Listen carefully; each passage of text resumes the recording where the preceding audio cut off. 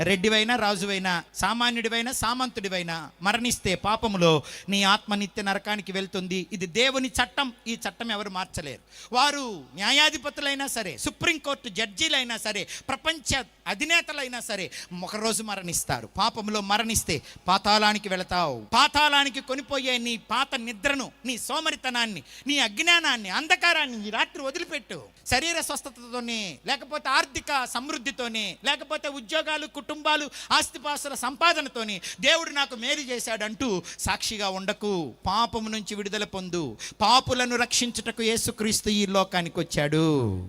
పాపశాపాలు తొలగించడానికి వచ్చాడు. స్వస్థత, ఇళ్ళు, పెళ్ళిళ్ళు, పిల్లలు, భూములు, వ్యాపారాలు ఓకే, అవి కూడా ఇస్తాడు. అవన్నీ చచ్చిపోయేదాకే. చచ్చిపోయిన తర్వాత ఇవి మనకు ఉపయోగపడవు. మరణించిన తరువాత నీ క్రియల వలన నీ ఆత్మకు శిక్ష ఉన్నది. దేవునికి పక్షపాతం లేదు. తీర్పు విషయంలో, రక్షణ విషయంలో, ప్రేమ విషయంలో, అన్నిటిలో దేంట్లో పక్షపాతం లేదు. భేదాలు నీకుంటే నువ్వే వదిలిపెట్టాలి.